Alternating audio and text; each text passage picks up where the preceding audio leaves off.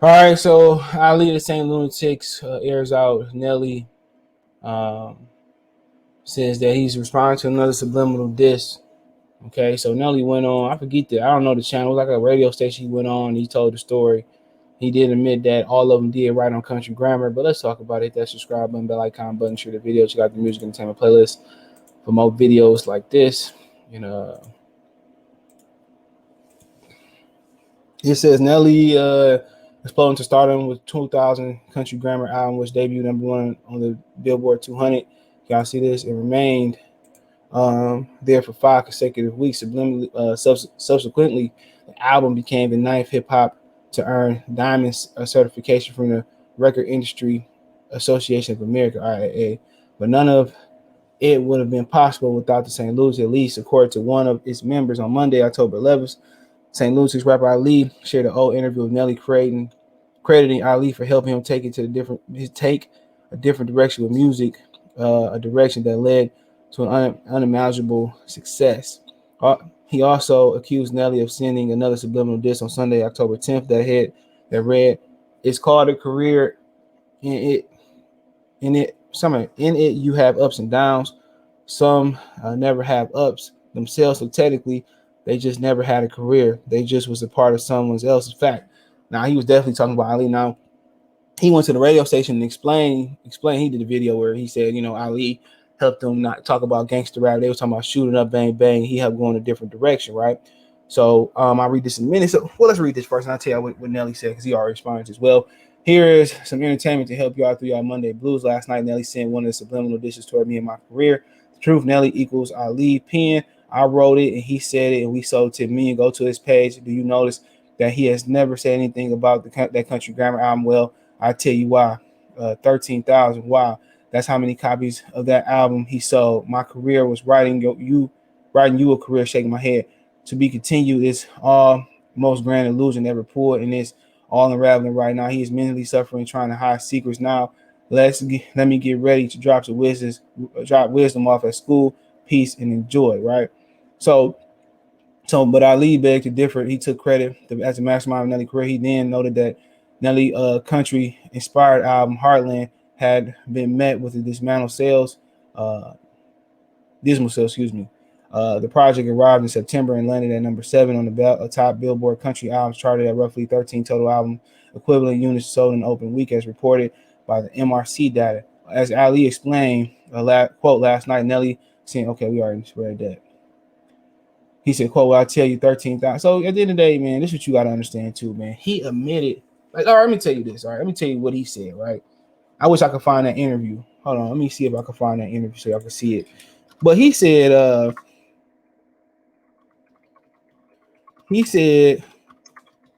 that they all wrote on country grammar, right? But he said the only reason, here we go, right here. So most people got this interview. So here you can find it here. Hold on. I'm coming. So right here, the creative trends got it. That's the interview. So he sat there for an hour and 31 minutes. And he explained everything that happened. Okay. So if y'all wonder, that's the interview, right? So he explained how they got discovered and how they was a group, but the record label didn't want the rest of the St.Lunatics, right? That's what he said. They didn't want him, they just wanted him. So they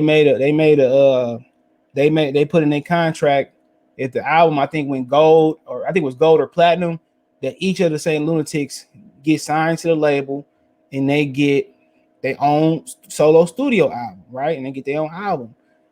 He said they did well over whatever the mark was, gold or platinum. Obviously, did diamond. He said they did that. He said they didn't want to take credit for writing on country grammar because they wanted to get paid up front. He said they all wrote on country grammar, not just Ali, not just Nelly. He said they all wrote on country grammar. Whoever the St.Lunatics was comprised of. All right, who made them up. It was I know Murphy Lee was young. He joined later, but Ali, City Spud, Keywan. He said he didn't even have to put that in his contract. You see how ungrateful people is? I heard this out of the story. He said I didn't even have to put that in my contract.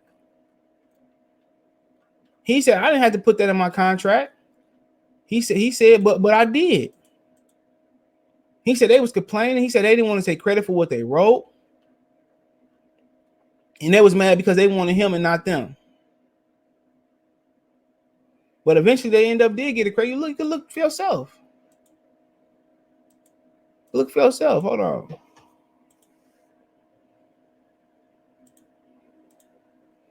So, look, he said he wrote everything. Greed, hate. That was whoever Lavelle Hub is. That's City Spud, whichever one that is. You know what I'm saying? He wrote Greed, Hate, Envy by itself. They all wrote on Country Grammar, Hot Stuff. That's my song. The producer wrote that. Epperson. Nelly don't have a credit for that. Nelly don't have a credit for that. So he basically said he wrote everything. He lied right there. It's public information. What's Nelly government name so we can see? Cornell Hayes. So what did he didn't really write on this album? He just sang. Unless he didn't credit himself. So he didn't write here. Robert Cleveland. He wrote some, whichever one that is. Cleveland. So he didn't take credit for nothing he wrote on that one. So it's a writers. He didn't write nothing. So, I mean, like I said before, maybe he didn't credit himself for writing. I don't know whether you got to ask him that, but he didn't write nothing on this. He's not credited for writing nothing on this album. All the St.Lunatics are the writers on this album and the producer, who probably eating. He damn near produced the whole album. So, like I said before, at the end of the day, man, then and also Nelly went in about him not helping them get a record deal. He said, he said somebody else who had a deal with Professor Griff from Public Enemy don't know what they did. So I guess Nelly did. Ali, he said them. Nelly, you're being childish. Why are you putting it on social media? Ali, Nelly not saying anything. He staying positive. So he wrote a lot of stuff, man. I don't know if they trying to do a reunion here. They trying to do whatever, but he went on me. No, he's just the type to throw a rock or hide his hand. I throw mine and say, hey, I did it. Nelly, original hustler since day one. Know that always. This is perfect because I've been explaining to Murph, Keywan, and Slow that this was the original hustle. They heard me talking yet didn't quite understand. This is officially Connected Docs. 93. Who is it? This is his. 93. I started a rap group. Taught them how to rhyme, from writing to teaching them what 16 bars was and how to count bar. Fast forward to 97. I make a record. Give Me What You Got. The label that we were with didn't want Nelly on the song. I thought, nah, y'all crazy. This kid dope. And they kept him on the song. Nelly verse was fire. After the success of Give Me That, What You Got, two hustlers, Big Mel and Crow, came and offered me a big bag of money to sign with them. I said, sure. And plus, my group would love it. They said, no, not the group. We only want you. I said, well, I appreciate that, but we come as a package. Fast forward to 99. Mace manager at the time, Cutter, introduced us, and he immediately started separating the group. He wanted Nelly and City Spud. They left with Kuda and went to Harlem. Separation became reality. They had left. We, the rest of the group, felt hustled. We were one until the opportunity was presented to be two. They hustled us.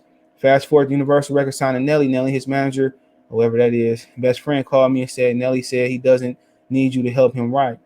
You said he said, doesn't need you. You said you need me to get you here, but you know that you are here. I don't need you anymore. I said, okay, I'll stay here.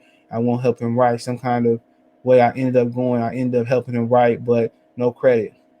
I got hustled. Now go back to listen to the original video, Hustler Bravo. I can't be he mad. He fooled me once, shame on you. Fooled me twice, shame on me.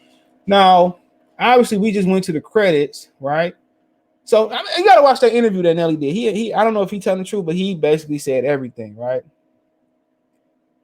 So so he wasn't on there, but he wasn't on there. What is this, Ali Jones? Yeah, he credited on there. He credited on there at least one time.